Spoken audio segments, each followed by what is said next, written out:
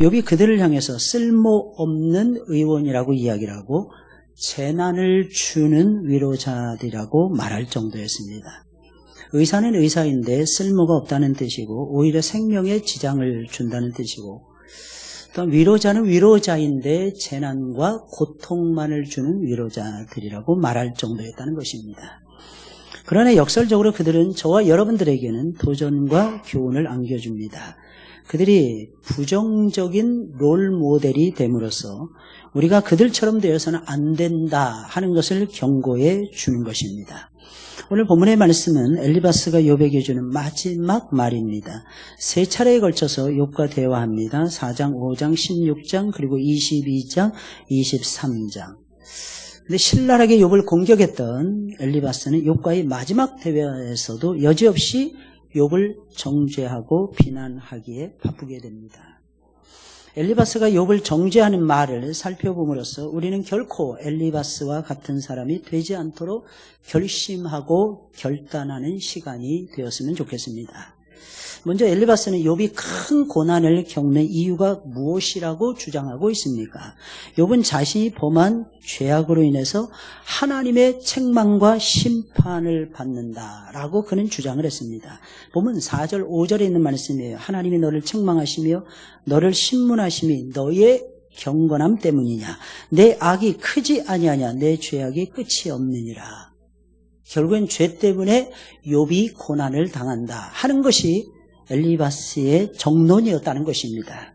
10절, 11절에 있는 말씀이에요. 이러므로 올무들이 너를 둘러있고 두려움이 갑자기 너를 엄습하며 어둠이 너로 하여금 보지 못하게 하고 홍수가 너를 덮느니라. 여러분, 이 구절에서 가장 중요한 단어는 이러므로라는 단어인데 원래 이 말은 그러므로라고 번역할 수 있습니다. 다음에 자세히 살펴보겠지만 엘리바스는 6절부터 9절 말씀에서 욥이 저지른 죄에 대해서 보다 더 정확하게 이야기를 하자면 욥이 저질렀을 것이라고 그가 생각한 죄에 대해서 아주 장황하게 나열을 합니다. 그러니까 죄를 상상해서 지금 이야기를 하고 있는 것입니다. 실제로 욥이 그런 죄를 범했다라고 하는 것이 아니었습니다. 그게 6절부터 9절까지의 말씀이에요. 예를 들겠습니다. 까닭없이 형제의 물건을 볼모 잡으며 헐벗은 자의 의복을 벗기며 가란 자에게 물을 마시우지 아니하며 줄인 자에게 음식을 주지 아니하였구나. 권세 있는 자가 토지를 얻고 존귀한 자가 거기서 사는구나. 권세 있고 힘 있는 자들 앞에서 욥이 쩔쩔매지고 자기의 권세와 자기의 토지를 나눠준다는 얘기입니다. 내가 과부를 공수로 돌아가게 하며 빈손으로 돌아가게 하며 고아의 팔을 꺾는구나. 그 다음에 나오는 말이 이러므로 올무들이 너를 둘러있고 라고 말을 하고 있는 것입니다. 이 표현은 욥이 겪는 고난을 비유적으로 말하고 있는 것입니다. 핵심은 이것입니다. 욥아, 내가 범한 죄로 인해서 지금 벌을 받고 고난을 받고 있는 것입니다. 내가 겪고 있는 고난이 큰 것을 보니 내 범한 죄가 크구나 라고 지금 말을 하고 있는 것입니다. 사랑하는 성도 여러분들, 엘리바스의 말이 사실일까요? 아닐까요?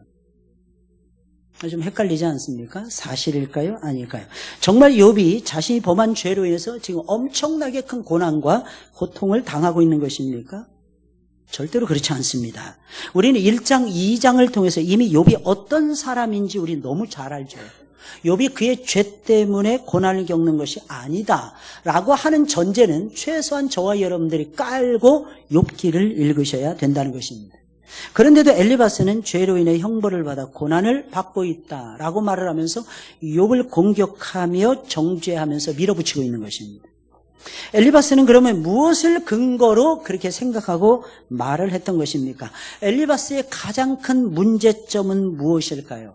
생각이었습니다. 생각. 여러분, 저와 여러분들이 오늘날 죄를 범합니다. 뭐 때문에 죄를 범하냐? 내 잘못된 생각 때문입니다. 내가 그동안 잘못된 사고방식 가지고 살아왔거든요. 내가 잘못된 가치관을 가지고 살아왔습니다. 엘리바스의 제일 큰 문제점은 뭐냐면 결과론적인 사고방식이었습니다. 이 결과론적인 사고방식이라는 것은 이런 것입니다. 결과를 보고 모든 것을 판단하는 것을 가리킵니다. 욥은 지금 큰 고난을 겪고 있다. 그것을 보니 그가 그런 고난을 받을 만한 큰 죄를 지은 것이 분명하다. 이게 결과론적인 사고방식이라는 것입니다. 그럼 엘리바스에게만 이런 문제점이 있을까요? 실은 대부분의 사람들의 공통된 생각이 전부 다 이렇다는 것입니다. 대부분이 결과론적인 사고방식을 가지고 살아갑니다. 심지어는요, 잘 들으셔야 됩니다. 다른 사람을 판단하고 평가할 때만 이러는 것이 아니에요. 나 자신에 대해서 판단하고 평가할 때도 역시 똑같이 이 잣대를 들이댄다는 것입니다. 쉽게 말씀드리면 이겁니다. 나에게 결과가 좋은 것이 왔어. 그러면 동기도, 의도도, 과정도 다 옳다고 여기는 것입니다. 그럼 반대로 이런 말이죠. 결과가 좋지 않다. 이 말은 무슨 말일까요? 동기도, 과정도, 결과도 전부 다 나쁘다고 생각하는 것입니다. 흔히 말하는 축복을 받으면 잘 들으셔야 됩니다. 신앙생활을 잘하고 있다라고 생각하는 거예요. 눈에 보이는 어떤 복을 받으면 내가 신앙생활을 너무 잘하고 있어 이렇게 판단하고 있는 것입니다. 여러분 이것이 한국교회의 기복주의인 것입니다. 잘못된 생각, 아주 잘못된 생각입니다. 그렇지 않으면 신앙생활을 잘못한 것이라고 판단하는 것입니다. 이 얼마나 잘못된 생각입니까? 여러분 이 세상과 우리의 삶은 결코 단순하지 않아요.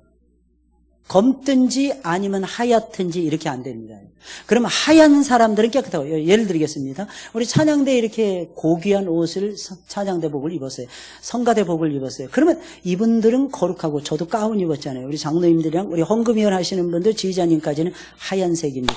이분들은 전부 다 천국에 들어가는 하얀 가운을 입은 것이고, 죄송합니다. 나머지 분들은 죄가 많아서 하얀 가운을 못 입혀드린 것입니다.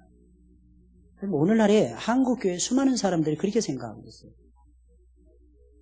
여러분 거룩이라는 것은, 의로움이라는 것은 죄송합니다.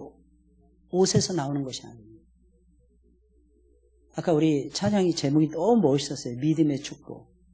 솔로몬이 입은 영화보다도 들에 핀 백합화의 영광이 훨씬 더 크다고 얘기했어요. 여러분 이 말씀을 이 의미를 여러분들이 이해할 수 있겠습니까? 여러분?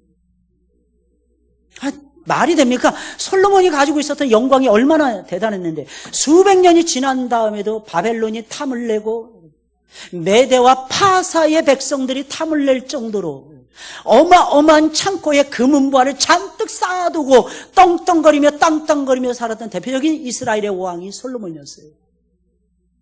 그런데 어떻게 그의 영광이 들에 피어있는 들꽃만 못하다는 말입니까? 근데 못해요. 이 말이 무슨 말인지 아십니까? 솔로몬은 잔뜩 쌓아두기만 했는데 여러분 그것을 가지고 하나님을 기쁘시게 해드리는데 항상 사용하지 못했어요.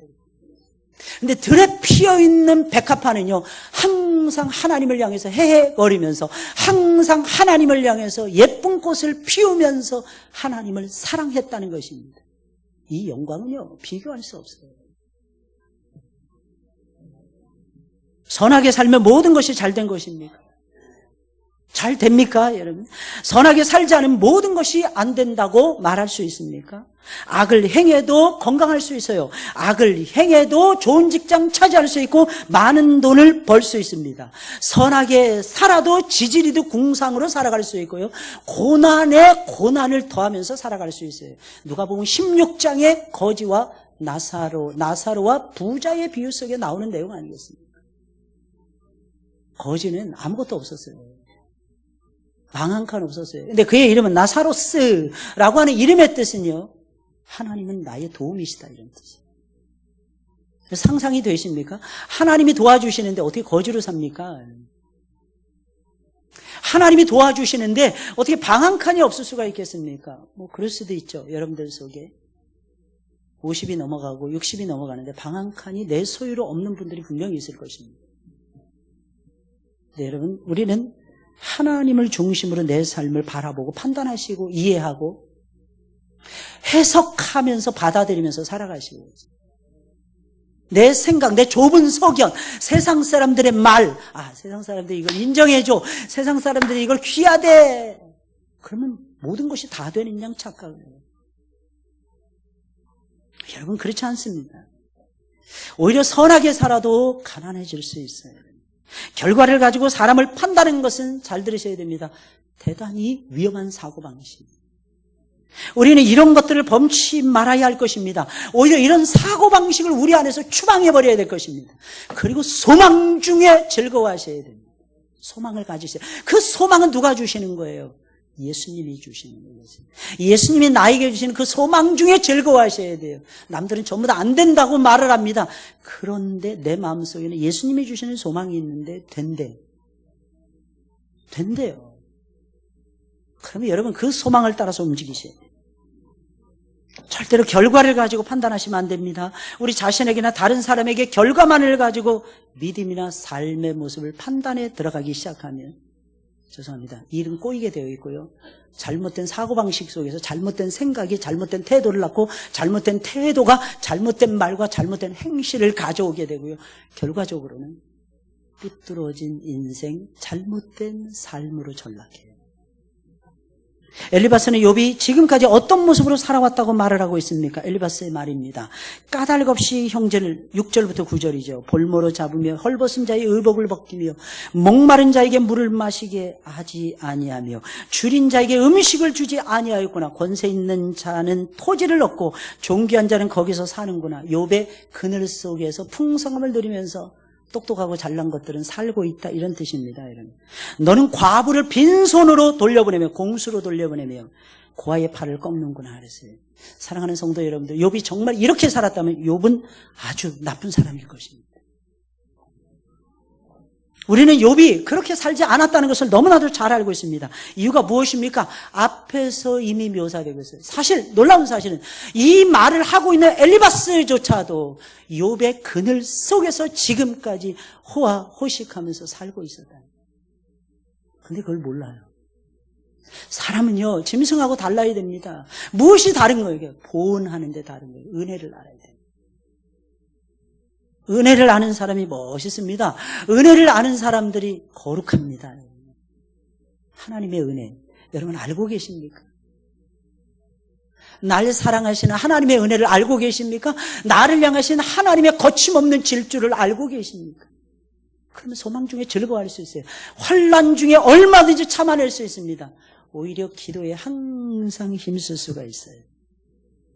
욥은 엘리바스가 생각하는 것처럼 악하게 살아본 적이 없었습니다. 욥은 의로운 사람이었어요. 동방의 의인이었습니다. 가장 훌륭한 사람이었어요. 영적으로도 매우 탁월한 인물이었습니다. 혹시 자식들이 범죄했을까봐 자식들이 잔치라도 벌인 그 다음 날에는 하나님 앞에 속죄제를 드리고 하나님 앞에 화목제사를 드리고 하나님 앞에 번제를 드리고 하나님 앞에 소제를 드렸던 하나님의 사람이었어요. 그런데 그에게 환난이 오는 거예요. 하나님이, 이유는 딱 하나님이 사탄에게 욥을 자랑했기 때문에 너 내 아들 봤니? 저가 얼마나 끔찍하게 나를 경외하는지 내가 보았니? 에이, 하나님 그런 말씀하지 마세요. 하나님이 온갖 복을 그에게 다 주시니까 저가 하나님을 경외하는 척하고 있는 거예요. 빼앗아 가세요. 빼앗아 가세요. 그때 하나님의 말씀을 허락해 주시는 거예요. 그래서 여러분, 진정한 그리스도인은 복음과 함께 고난을 받아들입니다. 욥은 고난을 지금 받아들이고 있는 과정에 있었어요. 욥기의 마지막 장에서 하나님은 욥의 세 친구들을 책망하십니다. 특별히 바로 본문에 등장한 엘리바스를 책망하십니다. 여호와께서 대만 사람 엘리바스에게 이르시되 내가 너와 내 두 친구에게 노하나니, 하나님이 진노하셨다는 거예요. 이는 너희가 나를 가리켜 말한 것이 내 종 욥의 말같이 옳지 못함이니라. 아주 거창한 말들, 대단한 미사여구를 쓰면서 설교했지만 그 설교는 아무 쓸모가 없는 설교였다는 뜻이에요. 하나님은 그것에 대해서 분명하게, 아주 단호하게 말씀하고 있는 거예요. 이 말씀의 기초에서 생각해 보더라도 엘리바스의 말은 정당하지 못해요. 옳지 않았어요. 자기 마음대로 판단했어요. 근거 없이 비난했습니다. 무슨 이유로, 도대체 무엇을 근거로 엘리바스가 이렇게 욥을 비난하고 정죄했는지 우리는 알 길이 없습니다. 하지만 분명한 것이 있어요. 다른 사람에 대해서 엘리바스처럼 단정적으로 판단하고 말하는 것은 대단히 위험한 일이라는 거예요. 대단히 어리석은 짓이라는 것입니다. 당신은 이런 잘못을 범한 게 틀림없어 단정해서는 안 됩니다. 10가지, 20가지, 100가지 근거가 있어도 이런 단정을 쉽게 해서는 안 돼요. 저 사람 못된 사람이야, 저 사람은 쓸모있는 사람이야, 저 사람 교회 안 나왔으면 좋겠어, 저 사람은 여전도에 쓸모없는 사람이야. 이게 말이나 되겠습니까? 사실상 하나님은 그러면 우리의 마음속에 대고 이렇게 나팔을 부실 것입니다. 얘야, 너 같은 죄인도 내가 사랑합니다. 답이 나오지 않나요? 내가 너 같은 죄인도 용서하고 내가 사랑하고 품어주었는데 네가 무엇이고 한데 다른 사람을 용서하지 못한단 말이에요. 당신은 이런 삶을 살아온 것이 분명합니다. 상대방을 판단하는 것은 단순한 잘못을 넘어서 심각한 범죄인 것입니다. 더군다나 앞서 살펴본 대로 결과론적인 생각까지 거기에다가 더해지고 합쳐지면 정말 무서워집니다. 당신의 삶이 이런 걸 보니 당신은 지금까지 잘못 살아온 것이 틀림이 없어요. 죄를 지은 거야. 그래서 실패한 거야. 판정 짓는 것은요, 생각만 해도 끔찍해요. 문제는 우리의 생각보다 이런 잘못을 범하는 사람들이 대단히 많다는 거예요. 배우자나 사위를 향해서 혹은 며느리를 향해서 마음에 들지 않을 때 우린 흔히 이렇게 말합니다. 당신 집안에 문제가 진짜 많아. 얼마나 봤다고. 결혼해서 얼마나 살았다. 당신 부모는 나를 항상 괴롭혀. 맛있는 거 싸다 줄 때는 그렇게 좋아하면서. 어머니 내 입에서 딱딱 맞아 떨어져요. 조금 싫은 소리 하신다고.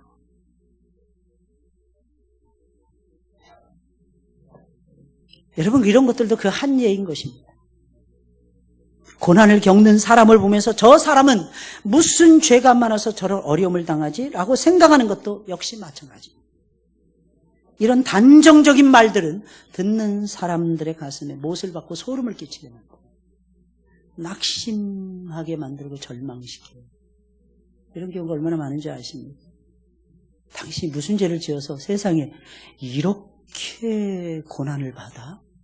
저도 옛날에 한 20년 전에 그런 말 들은 적이 있어요. 우리 동기 목사님인데. 저 깜짝 놀랐어요. 진짜. 저보고 그러는 거예요. 대뜸. 저 30대 그때 초반이었는데. 임 목사, 여자 있어?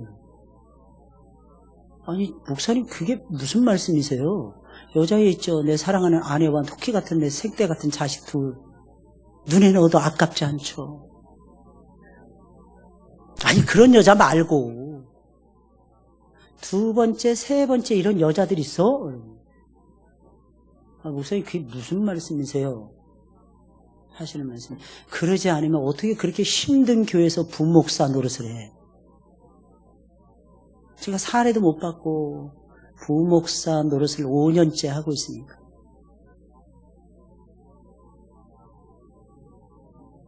목사님, 그런 말이 어디 있습니까, 목사님? 왜 목사님의 생각을 가지고 제 인생을 판단하십니까? 목사님이 저에 대해서 얼마나 아신다고? 목사님, 그건 아니죠. 우리는 살면서 그렇게 판단할 때가 얼마나 많이 있는지 몰라요. 정말 나쁜 행동이고 큰 범죄입니다. 결과만 놓고 사람을 판단하는 것이 얼마나 무서운 일인 줄 아십니까? 현재 나타나는 모습만 가지고 그 사람의 인생 전체를 평가하는 것이 얼마나 위험한 일인 줄 아십니까? 이런 판단을 신약에서 제일 많이 받았던 사람이 바울이었어요. 당신은 얼마나 모자라면 12사도의 반열에도 못 들어간단 말입니까? 당신은 얼마나 모자라면 교회로부터 사례비도 못 받는단 말입니까? 항상 받았어요. 당신은 혹시 가짜 아닙니까? 가짜 사도. 네, 들어보니까 12명의 사도 가운데 그대는 없었다고 들었습니다. 심지어는요, 바울이 세웠던 교회 성도들이 바울을 향해서 그렇게 말을 했어요. 항상 적은 멀리 있지 않고 가까이 있다. 바울을 통해서 복음을 들었어요. 바울을 통해서 은혜가 무엇인지 깨달았어요. 바울을 통해서 하나님을 만났어요. 바울을 통해서 구원받았어요. 그런데 어찌 바울을 향해서 가짜라는 말을 그렇게 쉽게 할 수 있단 말이에요.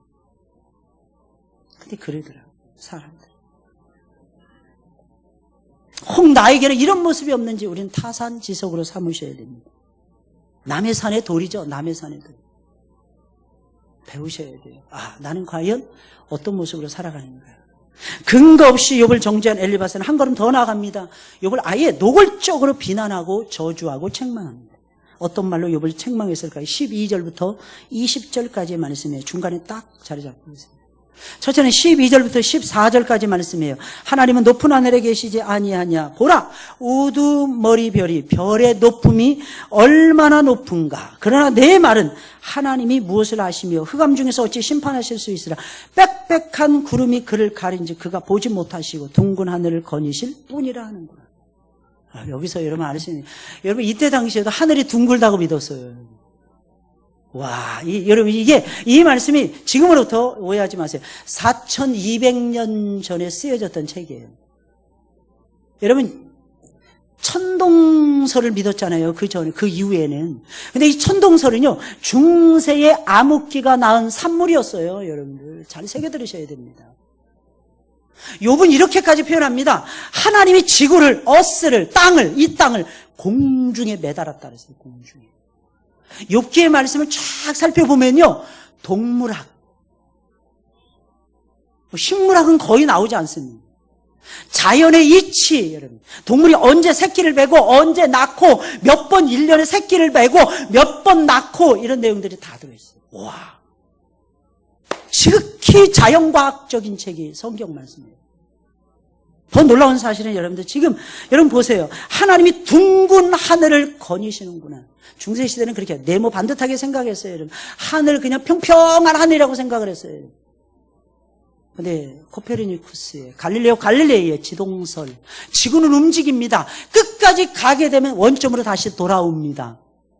지동설 아닙니까? 지구가 움직이는 설, 여러분들. 이 지구가 둥글다는 이 설, 여러분들. 이 설은요, 이미 성경 속에 기록이 되어져 있는 설이었어요. 근데 이렇게 말하는 것입니다. 하나님이 높은 하늘에 계심에도 불구하고 그 하늘에서 우리의 삶을 감찰하심에도 불구하고 욥은 이렇게 생각했다는 것입니다. 하나님이 무엇을 아시며 흑암 중에서 어찌 심판하실 수 있을까? 하나님 심판 못하신다는 거예요. 빽빽한 구름이 그를 가려서 그는 보지 못하고 둥근 하늘을 다만 걸어다니실 뿐이다. 말이 됩니까, 여러분? 구름을 만드신 분도 하나님이신데, 여러분 아시죠, 여러분? 여러분, 비행기가, 저를 보세요. 비행기가 날아갈 때 구름이 있다고 해서 날아가지 못합니까? 죄송합니다. 비행기 안 타보신 분들. 비행기가 구름 속을 달리는 거 아십니까? 이착륙할 때는 당연히 구름을 통과해요, 여러분. 근데 신기한 건요, 통과할 때 보면요, 구름이 잔뜩 끼어 있는데 속도 안 줄입니다. 구름이 끼어 있어도 레이더로 다 보는 거예요. 뭐가 있는지, 지금 현재 고도가 얼마나 되는지, 바람의 풍속은 얼마나 되는지 조종사는 관측 기계를 통해서 다 알고 다 인지하고 있어요. 근데 여러분 생각해 보세요. 하물며 하나님께서 모르신다는 것이 말이 되겠어요? 엘리바스의 모자란 생각이었어요. 지가 그렇게 생각하니까 욥도 그렇게 생각한다고 착각하고 있었던 겁니다. 이런 인생들은 107세 된 할아버지가 말씀하시기를 냅둬버려 그랬습니다. 아무리 말을 해도 이해 못하니까. 아세요? 할아버지 물어봤더니잖아요. 할아버지 살아오시면서 100세가 넘도록 할아버지를 괴롭히고 힘들게 했던 많은 사람이 있었지. 그거 어떻게 하셨어요? 내버려뒀어. 내버려두니까 70대 뒤지더만. 내버려두니까 80대 또 뒤지더만. 90 넘어가니까 안 보여. 100세 넘어가니까 까마득해. 기억도 안 나. 할아버지 연세가 어떻게 되세요? 할아버지다니 이놈아. 형이라고 불러. 형님이라고 불러 이놈아. 저 형님 연세가 어떻게 되세요? 연세가 뭐야? 나이지 이놈아. 나이지. 연세가 어떻게 되세요? 7살이요. 7살. 100세 넘어가니까 이제 다시 시작한 거예요. 7살. 젊음, 이게 얼마나. 엘리바스는 지가 그렇게 생각하니까 욥도 그렇게 생각합니다. 착각을 하는. 두 번째는 15절부터 20절까지의 말씀입니다. 우선 15절, 17절 양분해 볼 수 있는데 내가 악인이 밟던 옛적 길을 지키려느냐 그들은 때가 이르기 전에 끊겨버렸고 그들의 터는 강물로 말미암아 함몰되었느니라. 그들이 하나님께 말하기를 우리를 떠나소서 하며 또 말하기를 전능자가 우리를 위하여 무엇을 하실 수 있으랴 하였으나 라고 되어 있어요. 이게 무슨 말이겠습니까? 욥이 옛날부터 있어왔던 악인의 그 전철을 그 길을 그대로 밟고 있다는 뜻이에요. 욥이 그런 사람입니까? 지가 그랬겠죠, 지가. 옛날이나 지금이나 발전이 없고, 여러분. 그저 남의 죄에만 관섭을 하고, 자기의 죄의 심각성을 깨닫지 못하고, 회개할 줄 모르고, 감사할 줄 모르고, 위로할 줄 모르는 족성. 그게 엘리바스예요. 전형적으로 부정적인 인물. 남에게 조금이라도 선한 영향을 미치지 못하는 인물. 뒤이어 18절 20절입니다. 하나님이 좋은 것으로 그들의 집에 채우셨느니라. 악인의 계획은 나에게서 머니라. 의인은 보고 기뻐하고 죄 없는 자는 그들을 비웃기를 우리의 원수가 망하였고 그들의 남은 것을 불이 삼켰느니라 하리라. 이 말이 무슨 말일까요? 악인은 망한다는 게 악인 필망이에요. 악인들은 망한다는 뜻이에요. 악인이 망하면 의인과 죄 없는 자들이 기뻐하고 그들을 비웃게 된다는 거예요. 여러분 성경 잠언서를 말씀 몰라서 그래요. 악인이 망하는 것을 너희가 기뻐하지 말라 그랬어요. 의인들을 향해서. 그러면서 하나님이 덧붙이십니다. 혹시 너희가 그렇게 될까 두려워하라. 진실한 의인들은요 그렇게 살아갈 수 없어요. 15절 17절에서 결국 이것은 욥을 저주하는 말인데 욥이 악인의 길을 걷는다는 뜻이며 18절에서 20절까지의 말씀은 악인은 망한다는 것이고 결국 욥이 저주를 받는다는 말입니다.